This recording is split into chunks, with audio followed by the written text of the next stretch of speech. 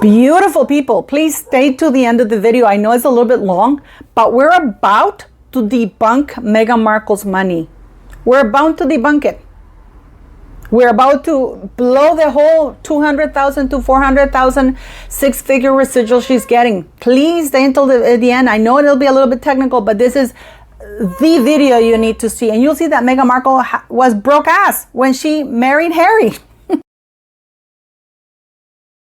Something was troubling me. Was I being unfair to the Meg? Was she really a millionaire in her own right before she met Harry? Was I being harsh? Was I reading too much into the Mexican community that we want to belittle Meghan Markle to the point that we want to diminish her accomplishments? And why are we suddenly getting all these articles that she's earning six figures because of Suits residuals? Now, I just want to clarify a couple of things, but let's get into the video. You know, I get a lot of flack because people call me, you're just a hater of Meghan Markle. You just hate her because she's so beautiful. She is so talented, and she's a self-made multimillionaire, and she landed a prince. None of those things are true, because I don't envy her for any of those things, because I don't believe any of those things are true. Harry is not a real prince because he behaves like a thug. Prince William, yeah, but Harry, no. So she was not successful in Suits because she was only there for 134 minutes out of the 7,370 minutes that the whole series lasted, which is why she has so much time to be traveling around, working for Soho House, being entertaining VIPs. Yes. Apparently, that's what she did most of her time. I mean, she spent 2012, October, November 2012, and most of her time she spent it in New York and London. And then her odd trips, you know, like her trip to Hong Kong because of Suits. I mean, in spite of the fact that none of the Suits casts was invited to the Suits Fest, because apparently that's how important Meghan Markle is. Or her attending yachting, you know, like in Croatia and all those places. It was a girls' trip. So, but I wanted to put that aside and say, ma'am, don't be mean. Maybe Meghan was indeed a successful, self-made millionaire who was an A-lister. However, that she was successful in Suits, the show was successful, not Rachel Meghan Markle. So that's one down. The money, you know, I don't know why SAG-AFTRA did this. I don't know why they did this. You know, SAG-AFTRA is the union. You know what they did? I don't know if they still have a beef with Meghan Markle, because you know that Suits suddenly got a resurgence during COVID. Everybody had nothing else to watch, and I guess they were watching Suits. So they did a case study of what royalties and residuals are. Now, please beware that royalties and residuals are completely different things. And that even depends on the contract that you signed. Royalties is when you own the show, when you own the material, you get royalties. Residuals is basically when they run, when you get certain amount of money from a show you participated in, and that there's a lot of factors in it. I mean, how much was your participation in the show? How successful it was, what your contract was. And from what I understand, when Meghan Markle signed her contract with Suits, because she didn't know what it was a standard. It was a standard contract. She didn't sign on for residuals because she didn't even know the thing was going to last. So we don't know if she's entitled to residuals. And also if she was a lead member or not. So, as I said, SAG-AFTRA did their own, so Suits became a case study to showcase royalties and what really royalties and residuals and what really these actors are getting. And let's just say that six figures that the press or Meghan Markle is putting out there is not looking good. It's not looking good. No, it's not at all. But let's start. Remember, guys, those headlines. Meghan Markle was the only self-made millionaire to marry into the royal family. Remember those headlines? I do, and I Googled the hell out of it. I was Googling, wow, where is this woman getting all this money? Man, this woman was only getting one-liners here and there.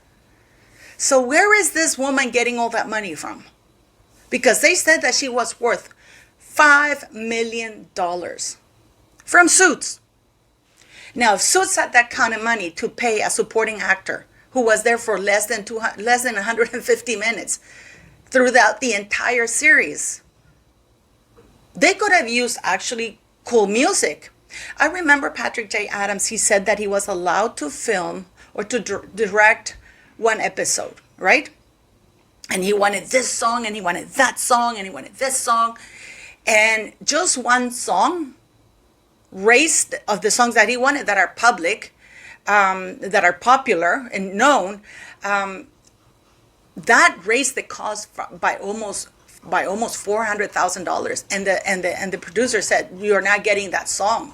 And he said, he admitted he was shocked. And then he understood why they get this. This is why the music in Suits is not that they're being progressive or they want to showcase these unknown artists. Is because they can't afford to pay even for one song that is, in the public domain. That's a popular song. So you're telling me that this woman got $5 million out of that show?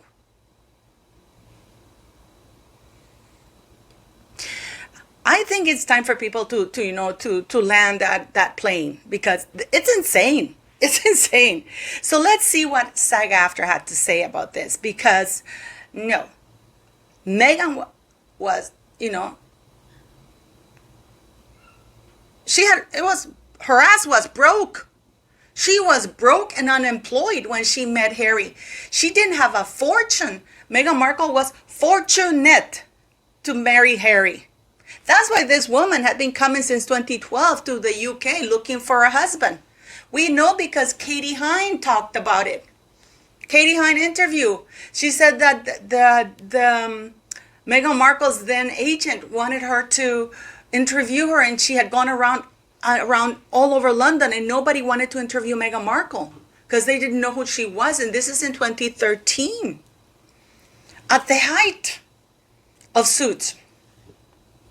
But she agreed to, because they promised to buy her a bottle of wine.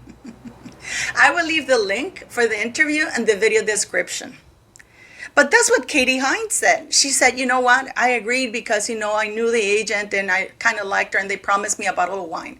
And in 2013, in August 2013, while Meghan was supposed to be happily married, dating Corey, like officially dating Corey, screwing around with Peter Holland and Miguel Del Soto, two hockey players, and entertaining Rory McIlroy, along with other people, other men that she was working. Let's not forget she was working for Soho House, and she did those weekend trips. So this woman was looking for a rich man because she was broke. Usually when a woman is wealthy, they don't look for a rich man. They are not concerned about that, because they're wealthy, they actually want to protect their own assets. They don't go to London, another continent, to say, can you find me a rich man because I'm struggling here? And, if she was that wealthy from Suits, from 134 minutes in Suits, my God, that means that the main characters, I believe his name is Mac. Can't remember his first name. You see how irrelevant Patrick J. Adams. And the only reason I remember Patrick J. Adams is because he posted that nasty tweet about Queen Elizabeth, how racist and horrible she was to poor little Meg. So Gabriel Mac, I remember the name. Paula, I think I'm senile now. Yeah, I think it's senility that's hitting me. So these guys must be raking at least 20 million. They must have made 20 million in that series. If somebody like Meghan Markle made 5 millions out of that series, because her TIG, the first year didn't barely make like $20,000. And the second year that it was starting to go, barely made $60,000. That's not very much. That's nothing to sneeze at, but it's not really very much, is it? So remember when Meghan got on stage and said that the union was really angry with her and that most directors won't work with her because she deceived them, she lied to them? Because what happened is that a lot of people don't understand why Meghan Markle said that. It's because what happened is, her father had paid for her fees and he had gotten her a speaking line in one of the soap operas. I think it's one, I don't remember the soap operas, I don't watch it, but because she got one line in that soap opera, she qualified to become unionized. So her father paid for her fees, but then apparently she let them lapse. So what she did is, when she was working with this show, which was actually huge, but they only did a couple of pilots. By the time they had, it was with Viola Davis. I think it was Viola Davis when she was little known, and there was a Hispanic actor that's also very well known. Ruben, I have his name here in my head. Sorry, I am senile. So what happened is that she lied to them, and they had already done all the takes. So when she told them that she was union, she was in the union, so they believed her. So what happens is, what she did when she lied to them, and they had already done all the takes, it was too expensive to redo the whole thing again. So what the producers of the show had to do was to get her back in the union. This is why they will never work with her again, and this is why she was blacklisted in Hollywood for being a big fat liar. Yeah, and she was mocking. She was laughing. She was laughing. Oh, Meghan. How silly you. So, yeah, let's get into this thing with SAG-AFTRA. Meghan was broke.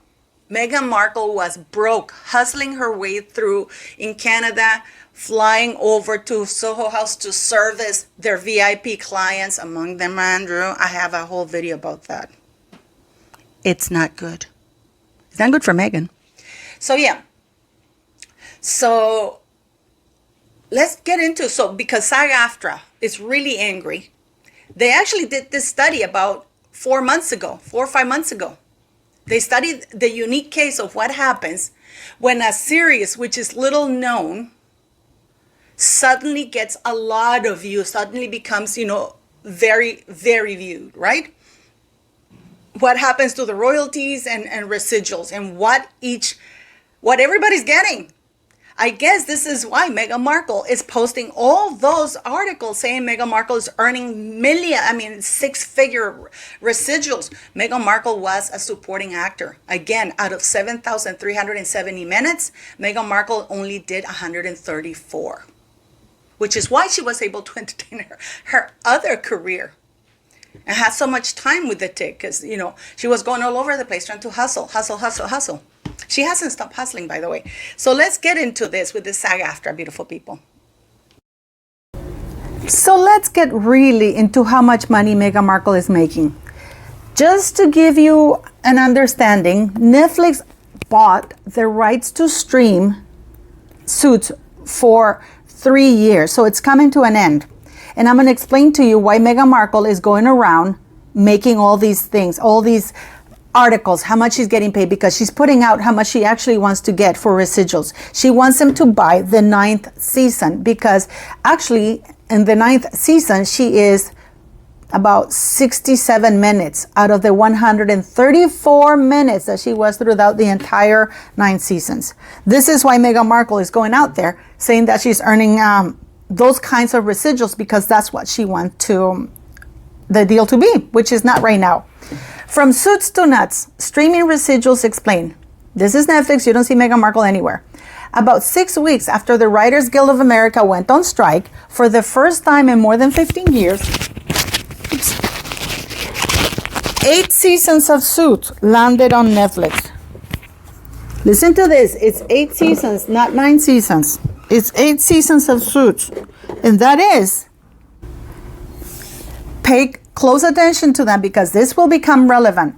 Meghan Markle is mostly featured on the 9th season because that's when she told producers that she was dating Prince Harry and they want to take advantage of the publicity that Meghan Markle dating Prince Harry was bringing to the show. Okay? So, 8 seasons of Suits landed on Netflix. All 9 seasons had already been available on Peacock, but the Netflix effect rapidly proved itself once again. The streamer unexpectedly struck gold. No, they didn't unexpectedly. It means that Meghan Markle started dating Harry, and that's when they got a lot of publicity, and after the engagement, it went big. And it was they arranged this deal in 2019, from what I understand. Now, in the first week on Netflix, Suits clocked 2.3 billion viewing minutes across both platforms. According to the Nielsen streaming data. Its reign would continue for the rest of the summer as the title soared about 3 billion viewing minutes the next week and stayed there for nearly 2 months. As of the Nielsen's latest report, Suits still performing very well, tallying 2.7 billion viewing minutes during the first week of August 20. That was, I believe, in 2021. Now, Suits isn't the first series to find new life on Netflix, and it certainly will not be the last, guys. That we know that. But although the deal with Netflix had likely been made well before the strike, the timing couldn't have been more prophetic.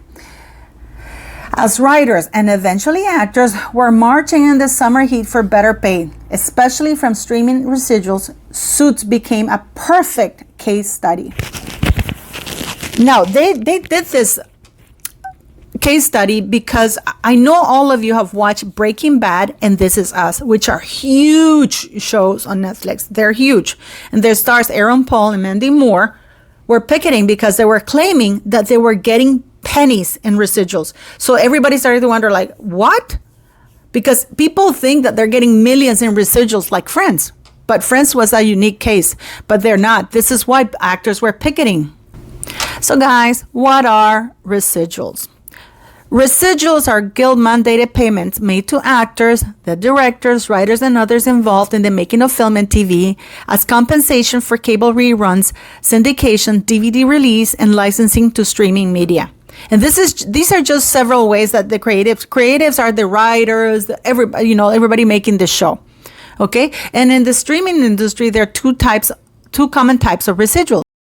The two types are a fixed residual, which is paid to writers and actors involved in shows created for new media, which is then determined based on a formula agreed upon in each union's minimum basic agreement. What I want you to take here, and this is the most important part, is the word union, which all of these fees and deals and contracts are based on union fees, which are not very much. Residuals for shows created for streaming are calculating using a formula that factors in the length of the program, the size of the service. The size of the service means that how much the actor was there, how much a director who directed it, how long, if he directed the entire episode. It's basically how many episodes of participation per episode, right? When the program was written, which means, in Suits is quite a long time, and the exhibition year, when it first was exhibited. Okay, when it first came. So the older the show, the least they get paid. Now there's two formulas. You have the WGA formula and the SAG-AFTRA formula. But there's also a revenue-based residual, which applies when a film or series is licensed to a streaming platform. And it is a percentage of the fee paid to the studio by the distributor. Remember when I told you about leasing a car? This is it. So let's say you're paying $400 to lease a car on a monthly basis, or you say, the lease is going to be $12,000 and it's or $8,000 a year, and you're going to divide it, and let's say, and you divide the $8,000 into 12, okay, which is $7,600, I think, or something like that. So 760. So out of the actors would get a percentage of the $760 a month, not if I get to use the car and make millions from a Uber. You know what? Uber. So suits produced by Universal Studio Group's UCP fall under the latter category because it originated on Cable USA Network and was licensed to a streaming service. In this case, NBC Universal has licensed Suits both to its own service Peacock and to Netflix.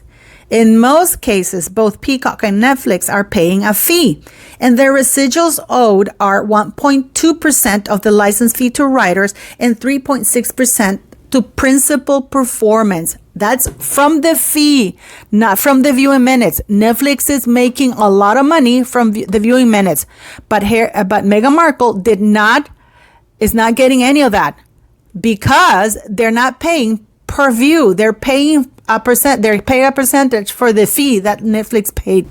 So you take the total number that Netflix paid UCP and you divide it by the number of episodes. In this case, it's 124 episodes. Remember, they did not buy the 9th season where Meghan Markle appears the most. Multiply by 1.2%, and that's what a writer gets paid. A top agency partner told Deadline. That's actually SAG-AFTRA. Since Netflix only licensed the first 8 seasons, that equates to 124 episodes. Although the license fee for Suits has not been officially disclosed, sources, again SAG-AFTRA, told Deadline that it is the range of $200,000 to $400,000 per episode, which would put the deal between $25 to $50 million.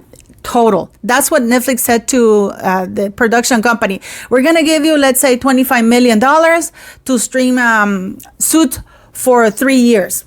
So you divide the $25 million by 124, and that's what you get per episode. That's what each episode costs to stream on Netflix. That's how much it costs Netflix to stream that episode.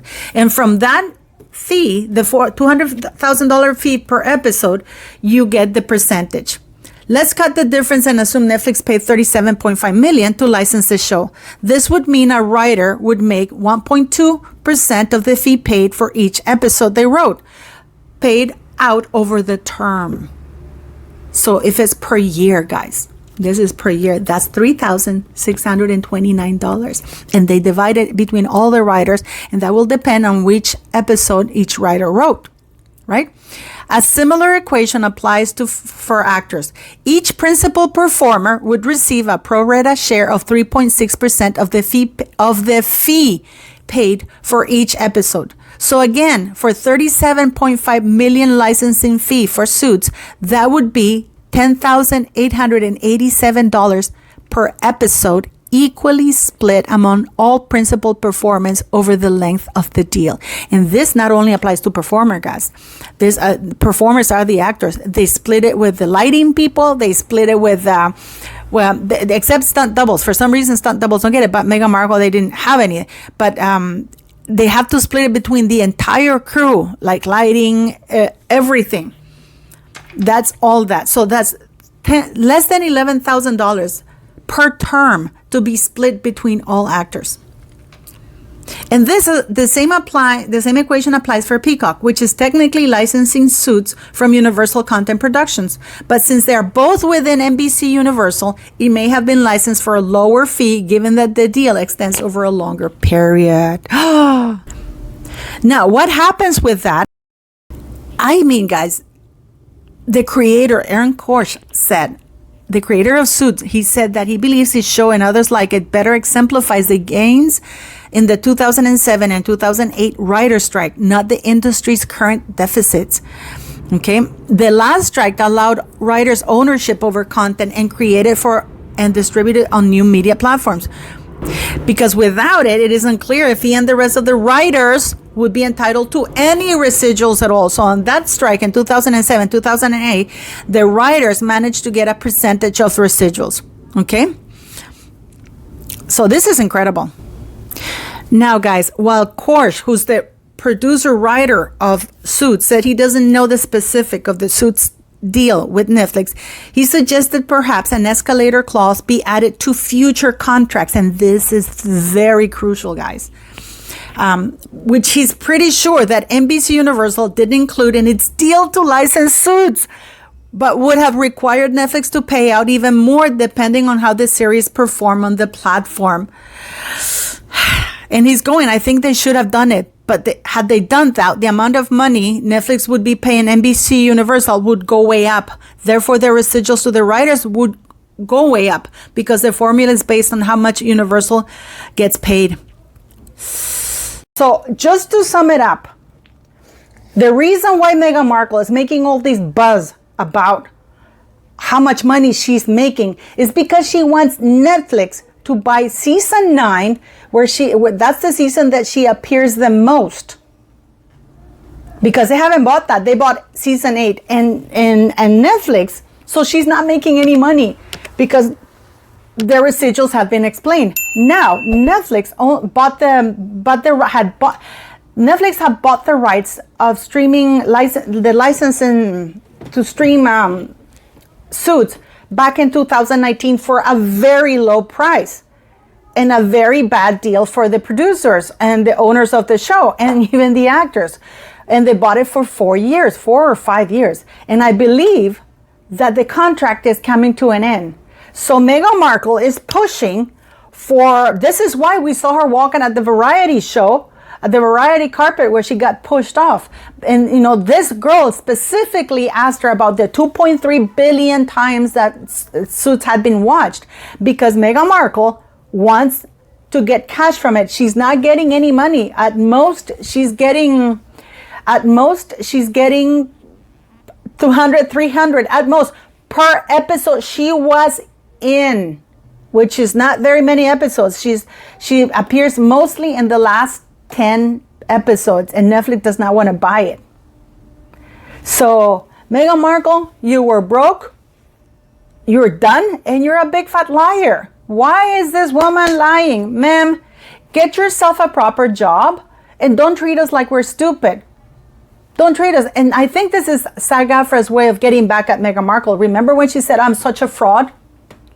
Well, this is how they're getting back.